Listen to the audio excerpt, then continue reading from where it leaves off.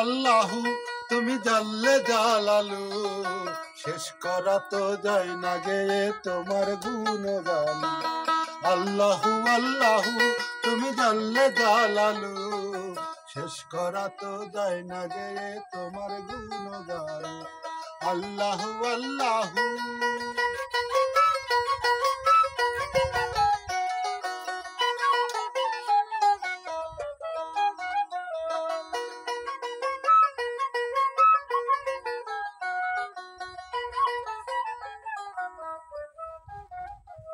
তুমি মাটির আদমকে ভাবে সৃষ্টি করিয়া, ফেরেশতা পাঠাইয়া দিলে ইসমে আদম দিয়া।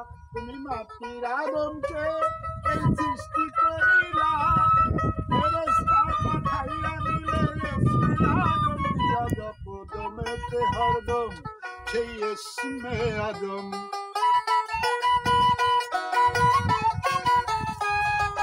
জপদমেতে হরদম সেই ইসমে আদম। শেষ করা তো যায় না গে তোমার গুণগান। আল্লাহু আল্লাহু তুমি জাল্লে জালালু, শেষ করা তো যায় না গে তোমার গুণগান। আল্লাহু আল্লাহু।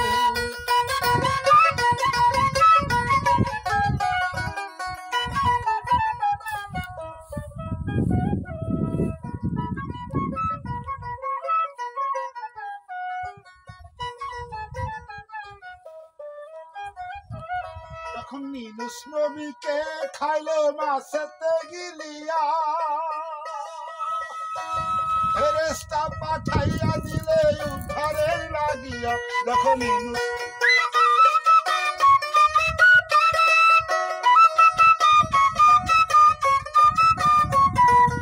ইউনূস নবীকে খাইলো মাছেতে গিলিয়া, ফেরেশতা পাঠাইয়া দিলে উদ্ধারের লাগিয়া। জপদমেতে হরদম সেই ইসমে আদম,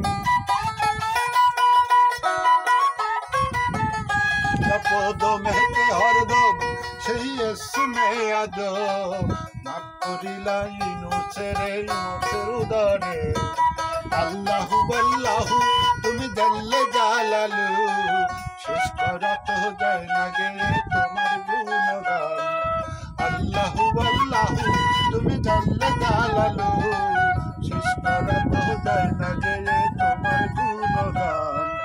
আল্লাহু আল্লাহু।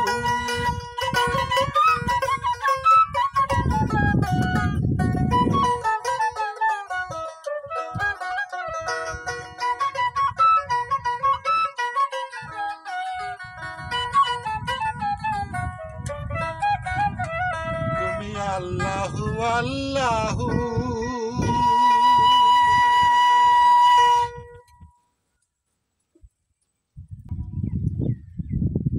আল্লাহু আল্লাহু তিনি জাল্লে জালালু, সেই মহান আল্লাহ পাক এমন একটা মহান শক্তিমান আল্লাহ, যা জালালি শক্তি ক্ষমতা উনি নবী রাসূলের মাধ্যম দিয়ে সেটা প্রকাশ করেছেন। আলহামদুলিল্লাহ।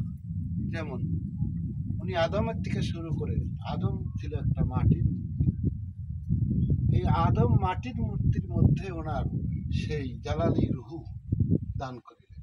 নাফাক তুহি হিমের রুহু যাও তুমি আদমকে চৈতন্য করো।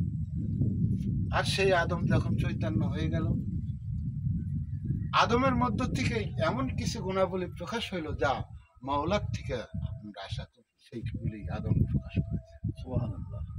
তো আমরা আরো কিছু দেখতে পাই, ইউনূস নবীকে উনি যখন মাছেতে গিলিয়া খাইল, তখন আল্লাহ পাক উনি ওনার ফেরেশতা দিয়া ওখানে ইসমে আজম তার কাছে পৌঁছাই দিলেন। হে ইউনূস, তুমি এই ইসমে আজম পাঠ করো, কারণ যে মাছে তোমাকে খেয়েছে এই মাছে তোমাকে হজম করতে পারবে না। সুবহানাল্লাহ। তো আমার সেই ইউনূস নবী